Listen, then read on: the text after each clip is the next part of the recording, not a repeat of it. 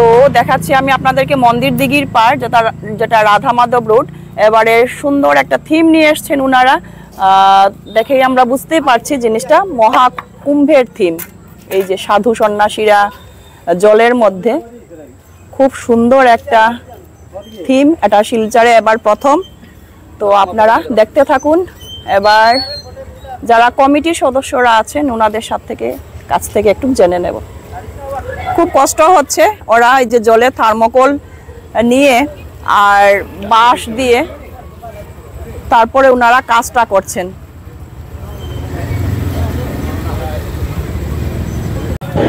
নমস্কার দর্শকবৃন্দ, Shivani explorer YouTube চ্যানেলে আপনাদের সবাইকে জানাই শুভ দীপাবলির অনেক অনেক শুভেচ্ছা। আজ আমি চলে আসলাম শিলচর রাধা মাধব নগর কালী পূজা কমিটিতে। প্রত্যেকবার ওনাদের কিন্তু একটা আলাদা আলাদা থিম থাকে, খুব সুন্দর আমরা সবাই দেখতে পাই। শিলচরের মধ্যে একটা বিগ বাজেটের পূজার মধ্যে একটা পরে কিন্তু রাধা মাধব নগর কালী পূজা কমিটি। তো সবাইকে অশেষ ধন্যবাদ জানাচ্ছি এভাবে একটা সুন্দর আয়োজন করার জন্য। এবারে আমরা দেখতে পেলাম মহাকুম্ভের থিম। তো একটু জানবো, ওনারা হচ্ছেন এই কমিটির সদস্যরা। নমস্কার দাদা, উনি হচ্ছেন প্রেসিডেন্ট সম্ভবত, না? কি নাম আপনার? আচ্ছা, বাচ্চু ঘোষ। তো এবারের থিম যে করছেন, মানে জাস্ট গেল কুম্ভ, এর জন্য নাকি না? এর জন্য এই যে প্রথম হয়নি, শিলচরে কোনো হয়নি, তো তার জন্য আমরা টিমটা বের করেছি। আর পুকুরে অনেক জল, আরো কিছু করার ছিল ইচ্ছা আমাদের, কিন্তু হলো না জলের জন্য। আর এখানে করেছি আমরা কালী পূজার সামনে ফুলজাত সিমসিম। এখানে এটা প্রথম কুম্ভর থিম নিয়ে এসছেন ওনারা। খুব সুন্দর, খুব কষ্ট করে কিন্তু ওনারা কাজটা করছেন। কতদিন ধরে চলছে এই কাজটা? অনেক 15-20 দিন হয়েছে। 15-20 দিন। আর আগামীকালকেই পূজা। আগামীকালকে আমাদের কিছু থাকবে না, ফুলজাত সিমসিম থাকবে না। এরপরে আমরা 2 দিন দেখবো। তো শিলচরবাসীর জন্য একটা সুখবর আছে, মানে পূজার জন্য সবাই ব্যস্ত থাকবেন। আর যেহেতু অনেক কষ্ট করে এই প্যান্ডেল, মানে পুকুরের জলের মধ্যে, অনেক জলের মধ্যে এই কাজটা করা হচ্ছে, তো সবাই কিন্তু আসবেন, আপনারা দর্শন করে যাবেন উনাদের, তাহলে সার্থক হবে এই পুজোর আয়োজনটা করা। এই যে ফুলজা সিমসিমের গেটটা কিন্তু রেডি হয়ে গেছে, আর কালকের মধ্যে এটা কমপ্লিট হয়ে যাবে। তো যখন আমরা ভেতরে ঢুকবো তখন ফুলজা সিমসিম বললে কিন্তু সেটা খুলে যাবে। তাহলে দেখাচ্ছি আমি আপনাদেরকে দরজাটা। এই যে এটা হচ্ছে গেট, ওনারা কাজ করছেন, খুব সুন্দর গেট বানিয়েছেন।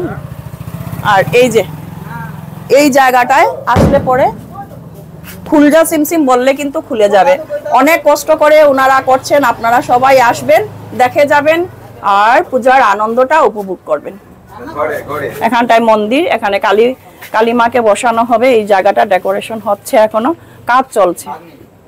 তো এটাই ছিল আজকের আমার রাধা মাধব নগর থেকে কালী পূজার যে প্রস্তুতিটা চলছে, আলোর উৎসব। সবাই আপনারা মেতে উঠুন, এই আলোর উৎসবে সবাই আসুন, দেখে যান। আমরা অনেকে তীর্থতে যেতে পারি না, এখানটায় পুরো কুম্ভের থিম সাজানো হয়েছে অনেক কষ্ট করে।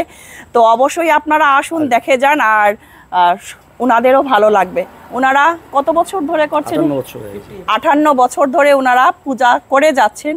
তো অনেক জনপ্রিয় সেই পূজাটা, অবশ্যই আপনারা আসবেন, প্রত্যেকের ভালো লাগবে। দুর্গা পূজা, লক্ষ্মী পূজা পরেই এসে যায়, কিন্তু আমাদের আলোর উৎসব কালী পূজা। তো আগামীকাল কালী পূজা, সেই উপলক্ষে শিলচর শহরে অনেক জায়গায় প্রিপারেশন চলছে। তো আজকে আমি বেরিয়েছি, কিছুটা দেখাবো কোন কোন জায়গায় ফাইনাল টাচ হচ্ছে আর কি প্যান্ডেলগুলো আছে। সবকিছু থাকছে আমার এই ভিডিওর মাধ্যমে, অবশ্যই দেখতে থাকুন শিবানী এক্সপ্লোরার ইউটিউব চ্যানেল। এখন আমি এসেছি অরুণচন্দ্র পাল কলোনি সার্বজনীন কালী পূজা কমিটিতে। এখানটায় থিমটা খুব অনবদ্য একটা থিম, আমি কমিটির সাথে আলাপ করে আপনাদেরকে দেখাচ্ছি। অনেক সুন্দর থিমটা, এই থিমটা দেখে ছোট বাচ্চা আমাকে নিয়ে এসেছি, বাচ্চাটাকে আমি দেখাতে চাই। বলছে আমাদের কমিটিটাকে, মানে আমাদের পূজার প্যান্ডেলকে আপনি একটু দেখিয়ে যান যাতে মানুষ আসে। এত সুন্দর করে ওরা লিখেছে, এটা মানে একদম ইউনিক। বাবা নিজের ক্ষুধা, ক্লান্তি, ঘাম সব উৎসর্গ করে যিনি গড়েন সন্তানকে, মানে এখানটায় দেখতে বুঝতেই পারছেন আপনারা, বাবা কিন্তু একদম নীরবে সব কিছু সহ্য করে ওনার সন্তানের জন্য যা কিছু করে যান। মানে বাবার ছায়া পুরা বটগাছের সমান। বটগাছের নিচে যেরকম আমরা রৌদ্র বৃষ্টি থাকলেও আমরা মানে একটা শান্তি পাই, সেই থিমটা ওনারা নিয়ে এসছেন। অশেষ ধন্যবাদ ওনাদেরকে, এত কষ্ট করে পেন্টিংগুলা করছেন। এই যে তোমার কাঁধেই ছিল আমার প্রথম ভরসা, আর আজও সেটাই আমার সবচেয়ে বড় আশ্রয়।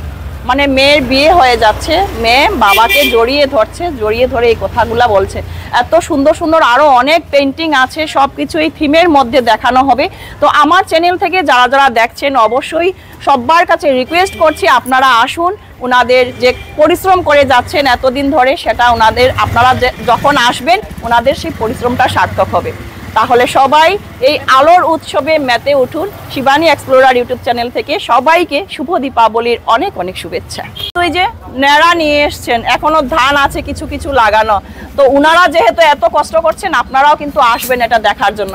আমি জিজ্ঞেস করবো কমিটির কিছু সদস্যরা আছেন এখানটায়, বলো কিছু। তো কি হয়, আমরা প্রতিদিন জানি আমাদের মা কি করে অনেক কিছু স্যাক্রিফাইস করে আমাদের জীবনটা গড়ে তোলে, কিন্তু আমরা সবাই হয়তো মার ব্যাপারটা খুব ভালো করেই জানি, প্রত্যেক দিন শুনি, কিন্তু হয়তো বাবার ব্যাপারটা এত ভালো করে উল্লেখ করা হয় না। বাবা হয়তো নীরবেই সেই সব স্যাক্রিফাইসগুলো করে যান, হয়তো উনি উল্লেখ করতে পারেন না। তো আমাদের এবার পুজো কমিটির থিম হলো গিয়ে নীরব নায়ক, যিনি হলেন আমাদের বাবা, যিনি নীরবভাবে কিভাবে নিজের জীবনকে স্যাক্রিফাইস করে যান, তাই যাতে আমরা আমাদের জীবনটা সুন্দর করে গড়ে তুলতে পারি। এবং আমি আমাদের পুজো কমিটির তরফ থেকে আপনাদের সবাইকে